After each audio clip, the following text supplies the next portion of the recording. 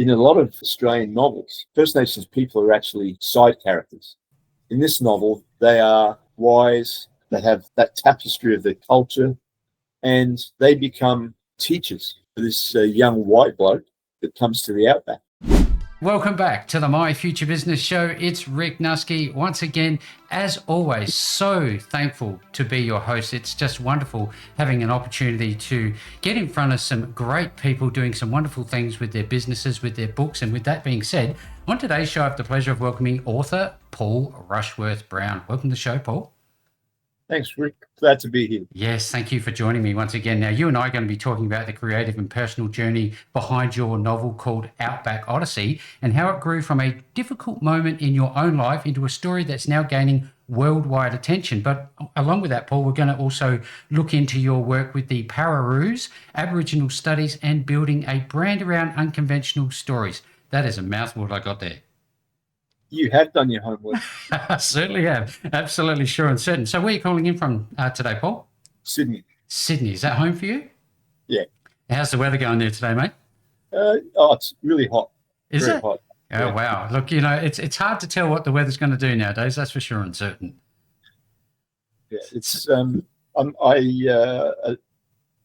actually a PE teacher by I suppose the profession. Yep. And my other profession. So I spend a lot of time in the sun. So I had to basically cake myself in makeup to come on the show today. I've got a bit sun-kissed, as they'd say. Now, has Sydney been home for you forever, or tell us a little bit about it?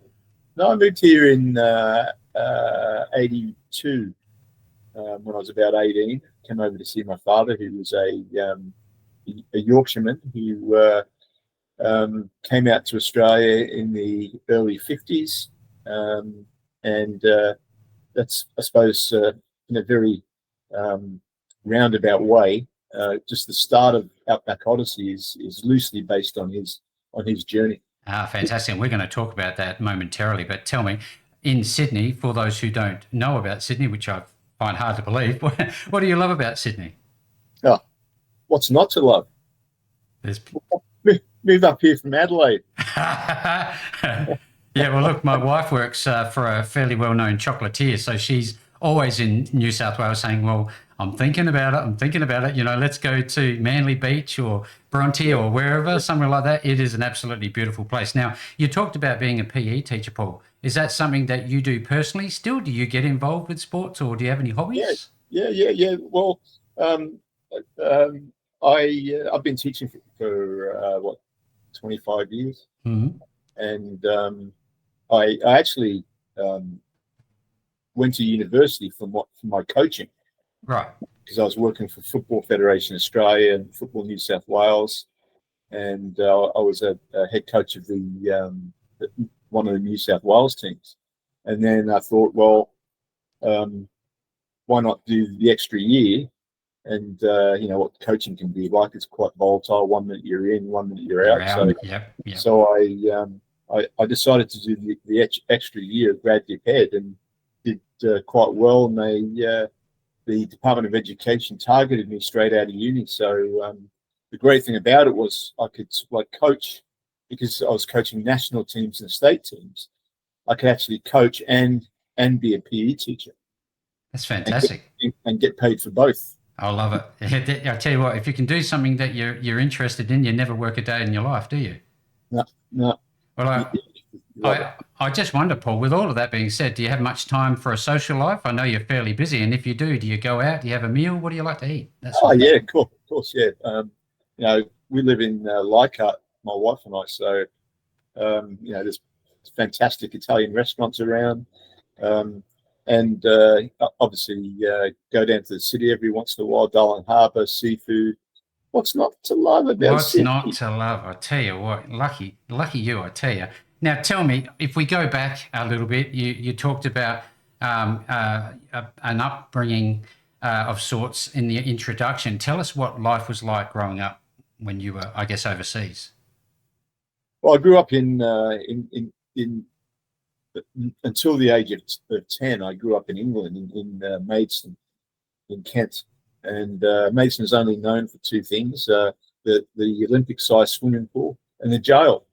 But of course, it's a lovely place. It's it's a Garden of England, and Kent is a Garden of England. So Maidstone was sort of like, I suppose, back in sort of like the sort of like mid 60s, it was a pretty difficult time. It was sort of like, I suppose, almost like a recession. There was very little work around, very little opportunity for young people, and that's when my mother decided to. My father separated. My father came out here to Australia, back to Australia, and my mother decided to emigrate to Canada. So I actually did my high school 10 years in Toronto, in Canada.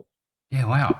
So I always think about inspirational people. Oftentimes parents do come up, but who's been inspirational in your journey? Um, ooh,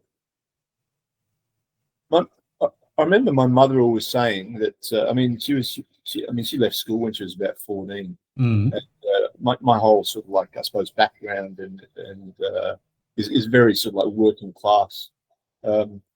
So working class and battles, basically.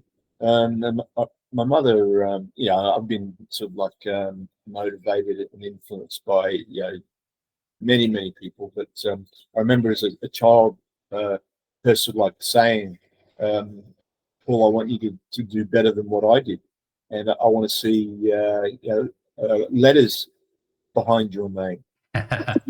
And, and back then, I didn't have a clue what she was talking What are about. you on about? Yeah. Yeah, and because I was only 10, but I actually repeated year 4 in England, and when I started high school in Canada, I noticed something switched, and I Yep. started to be quite good at. I became a lot better at school and a lot better at yeah. I mean, if if my high school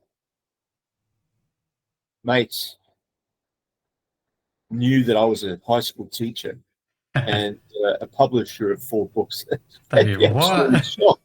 You know, is this the same guy? Yeah, yeah. No, look, we talk about, getting a school education of sorts, but then do you agree that once we leave and life starts you get to start learning real lessons when you leave school? Is that how it was for you?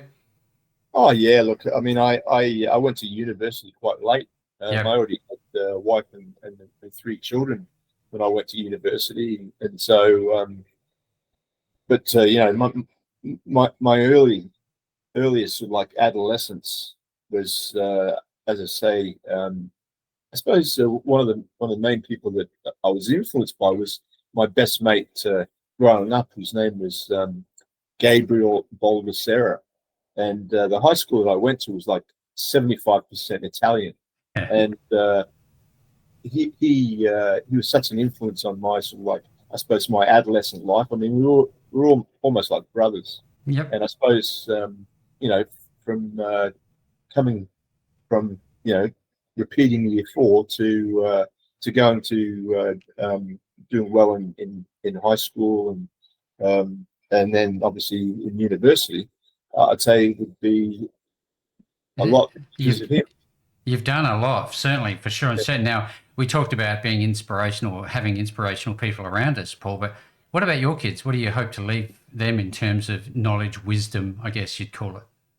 Oh, look, I mean I mean, I'm a teacher. I'm dealing with sort of like kids every day, and Mm. I've always sort of like uh, thought to them, or sort of like said to them that I like them to be taught. I like them to sort of uh, be taught just like I was, Yep.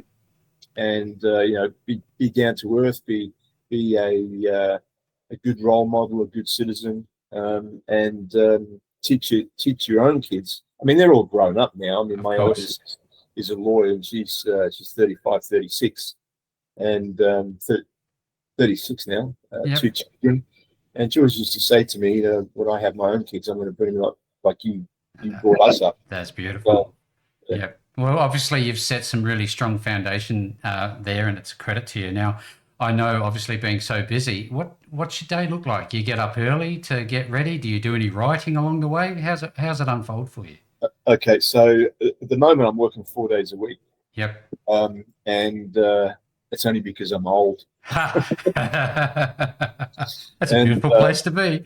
yeah, so I yeah, I'm sort of like up at out the door by 7. Yep. Drive over the Anzac Bridge, drive over the Harvard Bridge, get to work, work sort of like a full day at the high school, Yep. and then come home, and basically it's answer sort of like 15 emails.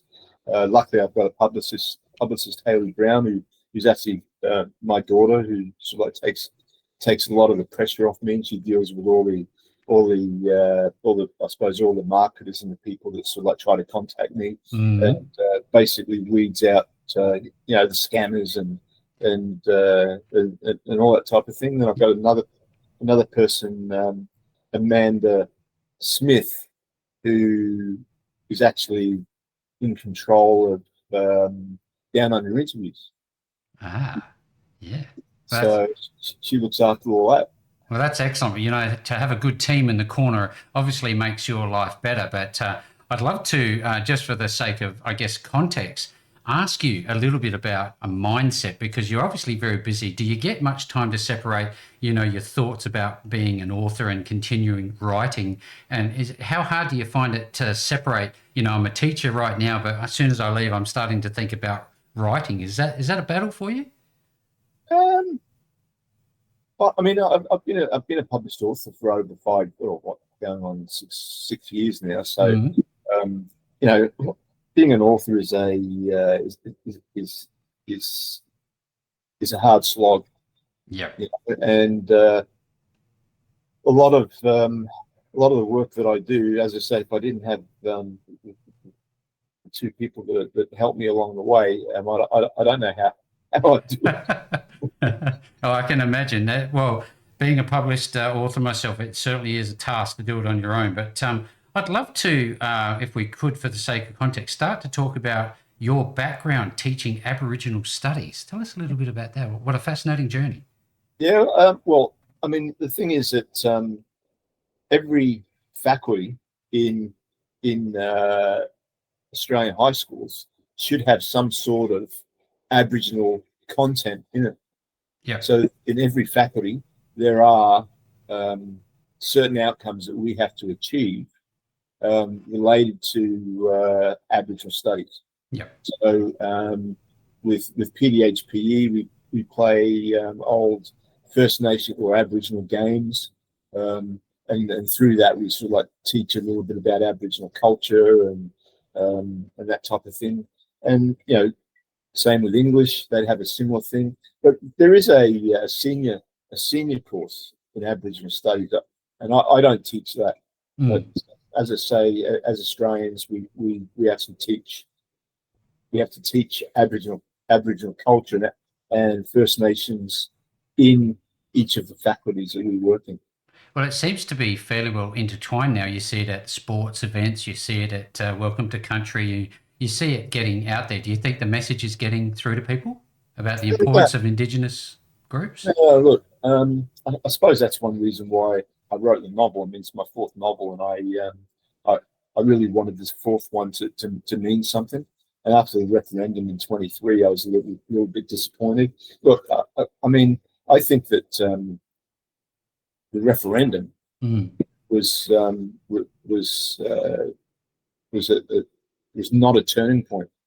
I think it sort of like showed how ancient some of our thoughts are. I mean, First Nations people have been living in this country for 60,000 years, Mm. and through my sort of like research and that I did for the novel, I mean that this culture is a tapestry rich with culture that I didn't know until I started researching the novel.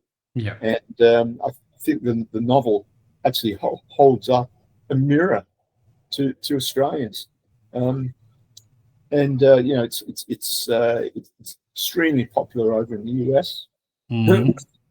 um, And I think to a certain extent in Australia, it's been, I won't say ignored, but I think that whole idea of looking more closely at First Nations culture and not being scared of it is is is is important.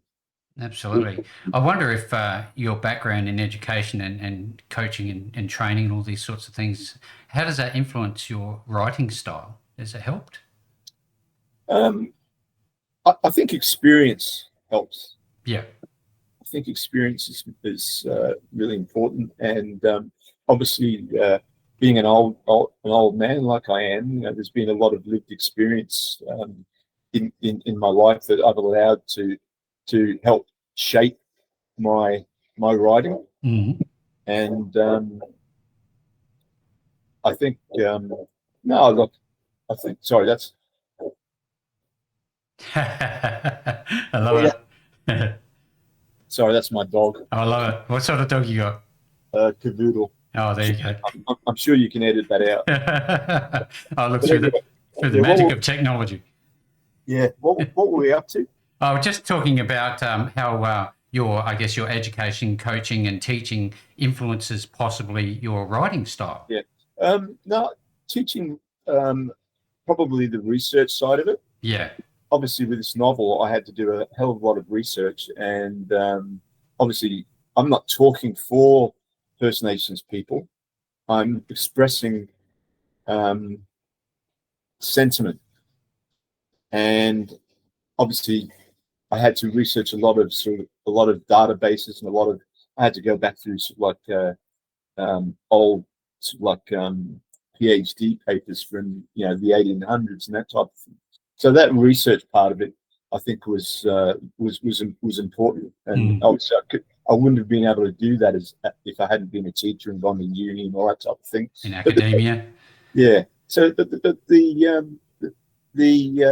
coaching and that, obviously, it's almost like three lives. You know, you're a teacher, used to be a professional coach, now a writer. So I suppose I'm able to sort of like separate those three um, Parallel worlds. yeah, yeah, for lack of a better word. Yeah. Well, look, it's a fascinating journey that you've been on. I'd like to actually go back from your Yorkshire times to the Australian outback. Tell us about that journey. What a fascinating experience that must have been. It was actually my father's journey. So he came over to Australia as a 10-pound pom back in the Yep. 50s. Yep. And you know, I think most Australians know the story behind the migration scheme for Brits bringing them to Australia, and boosting up the population and that type of thing. Mm-hmm. So my father paid £10. He actually tried to get into the service first of all, but he didn't make it because it was too short. I love it. So his plan B was to come to Australia. So he came out, took the month-long trip on the boat. The Australian government, he paid the Australian government £10. He lived in the hostel, went through all the tests. Yeah, so back then they had to do a dictation test, right? So the one of the customs officers would sort of like read a passage. Uh-huh. You'd have to sort of like write it down on a piece of paper. And if you didn't get it right, they could say, no, you can't. Oh, wow. Yeah. Clearly you Yeah. passed. And of course, this is sort of like back in the time of white only policies and all that type of thing. Mm. And then, spent the time in the hostel in Victoria. Then they sent him out to Outback Victoria, and he worked on a sheep station. Now, the novel is actually tied up with Wiberg's gold. I don't know if you've ever heard of Wiberg. No, I have now. Yeah, so it's a true story. There's still people out in Victoria looking for it. But it was a Dutchman that broke into a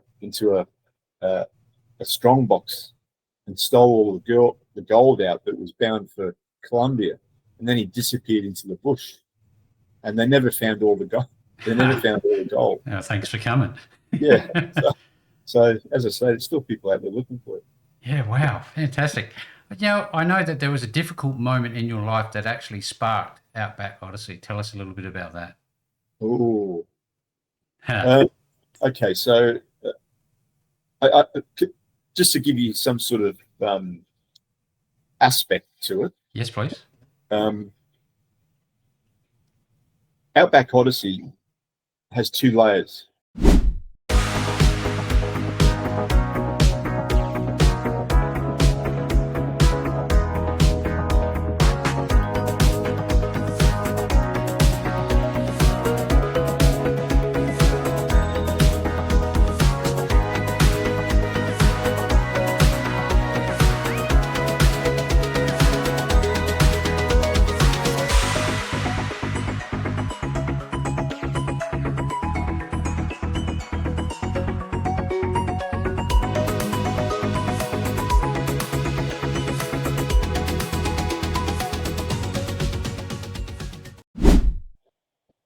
On the top layer, it just seems like a fictional novel, adventure, romance, set in outback Australia.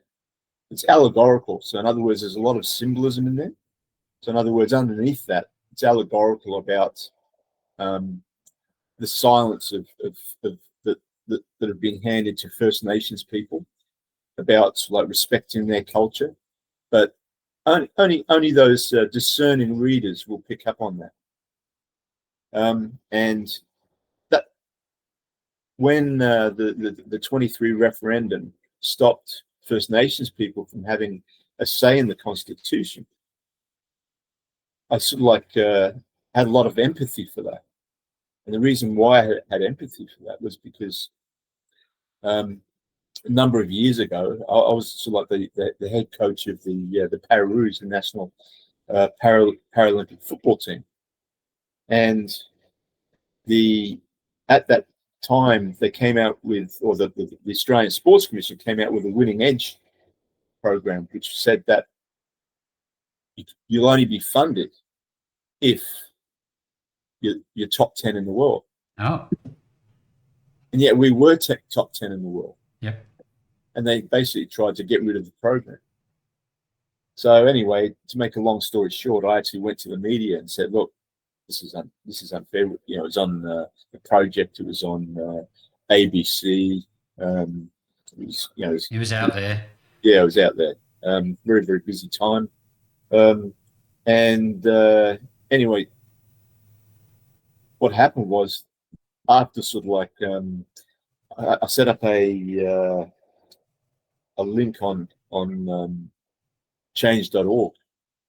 Anyway, it ended up getting sort of like something like 80,000 signings, and all these people sort of like wrote to the ministers for sport, and I won't mention no. Anyway, to make a long story short, the program was kept alive. Oh, fantastic! A few years later, and now they're doing fantastic. Yep, absolutely. They've got a sponsor, CommBank, and all that type of thing. But anyway, a few years later, the Football Federation of Australia, which were actually part of this Winning Edge thing, trying to get rid of the program, and I'd spent sort of like 10 years of my life sort of like developing this program. Yep. Obviously with staff and with the help of Football Federation of Australia, the Paralympic Committee, and the Australian Paralympic Committee, and all that type of thing.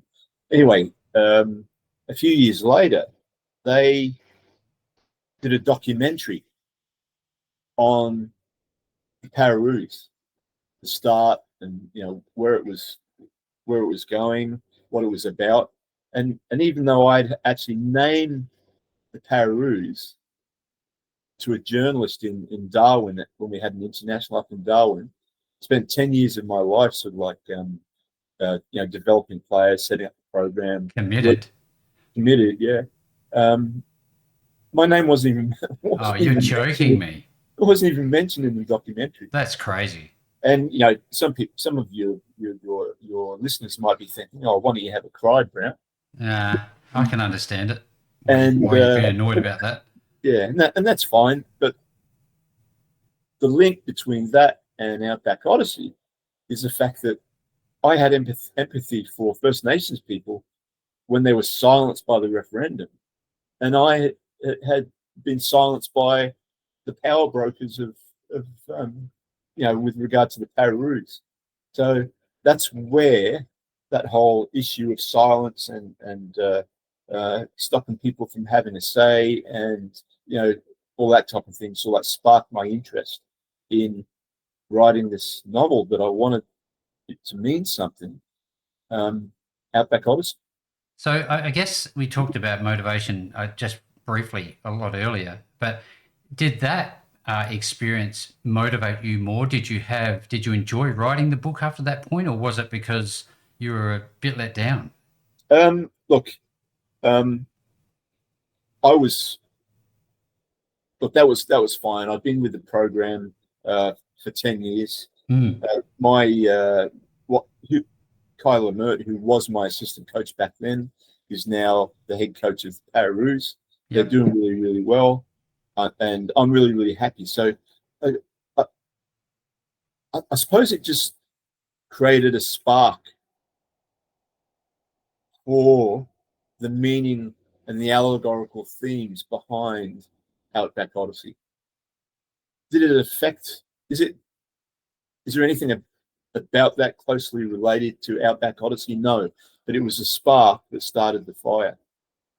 Yeah, absolutely. You touched on it earlier about how you're getting recognition internationally, more so than at home. How is that coming about? And why do you think that's the case? Because are people fascinated with Australia and their culture, or what is it? Oh, yeah. I mean, honestly, been contacted so many times from US podcasts, US news shows, and yeah, I think they're sort of like I think because Americans don't know too much about Australian culture. Yeah. And I was on Beth Hildenberg show a few months ago now over in the US, and she said, "Look, the great thing about the novel, not trying to sort of like brag about it or anything. No, of course. The great thing about the novel was great story, great characters, but I learned so much about Australia that I didn't know." Mm, mm. And yeah, look, I think that's one of the reasons why it's so popular over in the US. So what about Indigenous groups here, or anybody who has read it that has that background? Have you interacted with them about the book? Yeah, look, I've spoken. My deputy principal at school, he's actually heavily involved in First Nations culture and in Aboriginal studies. And anyway, I gave him a copy of the book to read, and he read it over the holidays. And he said, "Geez, it moves through quickly, but look, you did a great job, sort of like I suppose displaying First Nations culture in the book in a very, very sensitive and respectful way." And I think that was sort of like one of the most important things to me, was to do that. Yeah, it's a real credit to you. Can I just say, not so long ago, we were in Brisbane. We went back to Outback Spectacular, and they opened up with this amazing show. It's like a cattleman's story with Indigenous backgrounds, and talking about the story of the whales and the ancient oceans in the inland of Australia. All of this wonderful, spectacular presentation. What sort of stories are you capturing like that in your book? Are there any? Yeah, look, there's as we all know, First Nations people are very, very strongly connected to the land. And we all know about the dreaming and all that type of thing. But the way, I mean, obviously there's a lot of action. There's a lot of things about uh, First Nations culture in there. and the main character Jimmy is a young Yorkshireman that comes, as I said before, to the outback, and because he spent most of his most of his young life in an orphanage, he comes to Australia and he doesn't feel like he belongs anywhere. He's come to this huge big country that he knows nothing about, but also because he was in an orphanage, his parents died when he was very young. He feels like he doesn't belong anywhere. He doesn't have any. He doesn't feel like there's any home. So an Aboriginal mob actually takes him under their wing. Most especially two main First Nations culture and First Nations characters. I suppose the most important thing is that this novel, in a lot of Australian novels, First Nations people are actually side characters, marginalised. Yeah. Right. Yeah. In this novel, they are wise. They have that tapestry of their culture, and they become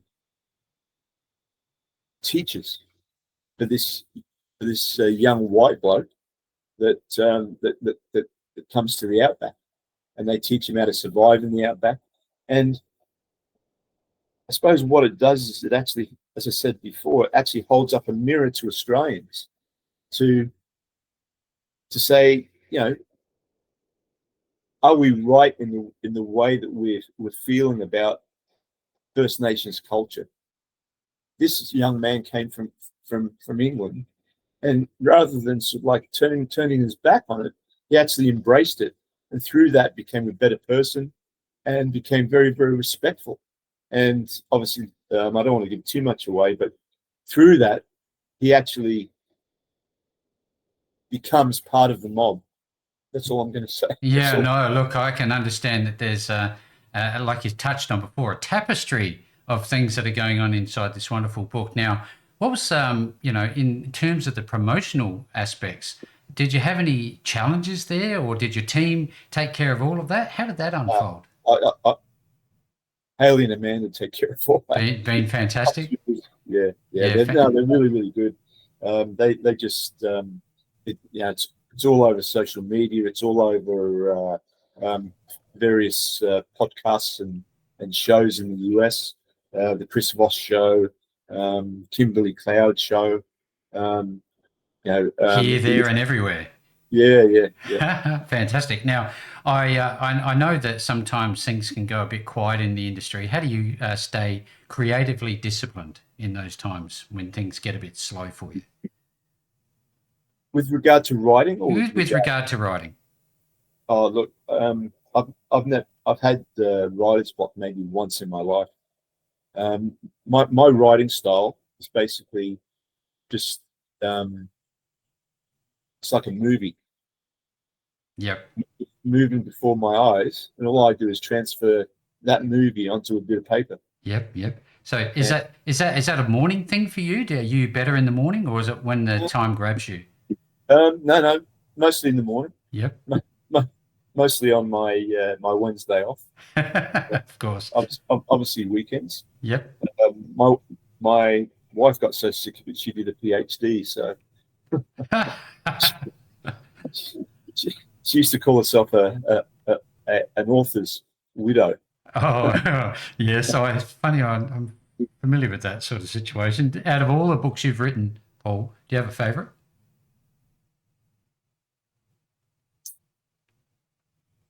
I think Outback Odyssey would be my favourite because my other three novels are good historical fiction novels. One set in the 16th century in Yorkshire. Mm-hmm. Another one set in the English Civil War in 1642.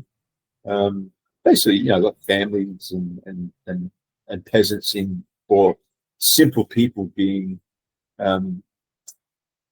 dealing with these extraordinary situations. And the one reason why I believe I'm proud of Outback Odyssey is because, as I said before, my fourth novel, I really want. Obviously, you grow as a novel, as an an author. Yeah. But Outback Odyssey, it means something. Yeah, it means something, and they're saying over in the US that it's similar. It's like an Australian version of To Kill a Mockingbird. I mean, that's crazy. that's what's getting out there. Being said. Yes, fantastic. I wonder, going back that first time you decided to pick up a pen or hit a keyboard, where did the idea that you wanted to become an author come from? Did you just wait, or did you always know that you had books in you? No. It just grew, and then you start to. It's like a drug. Yeah. You start to love it, and you start to the fact that you can like write a novel, and tell a story, and my stories always have some, like, twists and turns, and endings that you'd never see coming. Yep. Plot points. Yeah, usually there's like in Red Winter Journey, which was the one about the Civil War. Around that time that I was writing that, I was having a lot of difficulty in my private life with work, and that sort of like affected my mental health a little bit. Yep. And so in Red Winter Journey, there is one aspect of it that looks at this young man who was kidnapped by the parliamentary army, and he suffers with post-traumatic disorder. Yep. And so, like, dealing with that. But imagine dealing with that before that word was even invented, before mental health was even a thing. Yeah. So back into, like, the 17th century. So yeah. Interesting. I can't remember what question you asked. It was about where you started writing. I guess, is it therapeutic for you to write? Do you learn anything about yourself?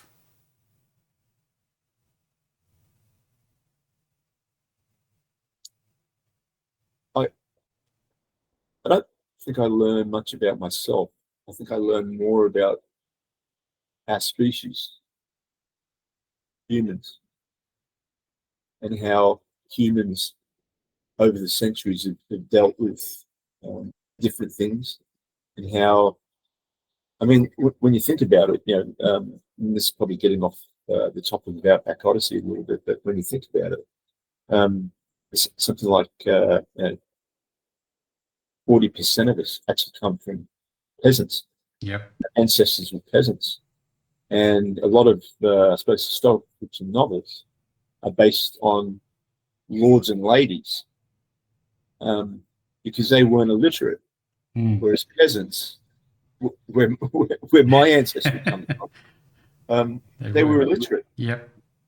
Right. So very few novels or very few stories are told about those types of people. So I suppose, once again, it was important for me to sort of like write some novels that I suppose highlighted how these peasant people could live through extraordinary times, difficult times, and still survive, so that we're alive. We're alive. I get the idea that there's another book in you. Are you still writing? Well, at the moment, I'm so busy with interviews and that type of thing with it. But yes, there is a. I think I always said that I was going to write 10. That's a number. That's a fair. Yeah. That's a fair journey. Yeah. And so I've got actually two novels in the back of my mind. One is sort of like the continuation of Outback Odyssey. The other one is I don't want to tell you because somebody might get the idea. Oh, that's fair. But no, you've answered my question. You certainly, it comes across that you certainly do have some ideas up your sleeve, as they say. But as a author myself, I have a special spot in my heart for people like you on the My Future Business show. So I do thank you for joining me. But what would you tell aspiring authors who are just about to pick up the pen or start hitting the keyboard? What do they do? What's the best thing to keep in mind as a beginner author? Just do it. Just do it. I mean, I'm asked that question quite a bit, and as I said to you before, if young Paul Rushworth-Brown back in year 4 in Maidstone Eastborough Primary School, if I went back and said, "Look, you're going to be a published author in a number of years," I would have laughed at him. Yeah, you just got to do it. That's the takeaway, isn't it? Yeah. Fantastic. Well, look, you also are involved with Down Under interviews. Tell us a little bit about that and how you got involved with that. Well, that was sort of like so I was on a show over in the US. It was called Meet the Author Indie Book Source, and I was on their show for probably about 3 times for each of my novels. Mm-hmm. And they said we've always been thinking about opening up a sort of like an Australian version of Meet the Author, right? So anyway, after a bit of discussion, all that type of thing, they said, "Look, would you mind sort of hosting a Down Under Interviews Meet the Author program show?" And that's where it began. Yeah, I'd be love to. I'd love to. And then I was contacted by Dee Marley from History Bards, also over in the US, and Sue Fisher in the UK, and Sue Fisher Enterprises. And so basically, what happens now is and to be honest with you, most of the people that come on the show are American authors. Yep. And they love it. And what happens? So I do the show. I develop a promo ad for the author and the novel. It's sent out to sort of like 3 different what would you call them, broadcasters, mm-hmm. as part of their show. Yeah, fantastic. And look, it's been absolutely wonderful to meet these various authors.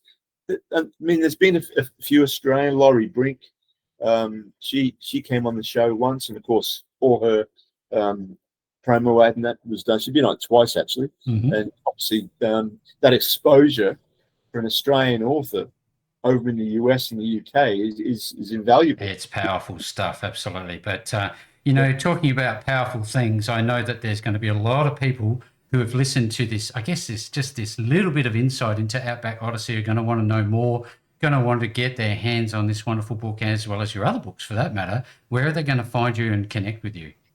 Okay, so I've got a website, paulrushworthbrown.com. A lot of things on there. There's a bit of I like to write historical stories, mm-hmm. But also it's Amazon in the US, yep, Amazon in the UK, Waterstones, Booktopia. It's everywhere. It's everywhere. Look, wonderful. Now, if you're on today's call, you've enjoyed what we've spoken about with Outback Odyssey, I'm certainly going to be making sure that the links below this wonderful interview are available for you to click through to Paul and the book. And with all that being said, Paul, great call. Thank you very much for joining me on the show today. Oh, Rick, it's been an absolute pleasure, and thank you very much.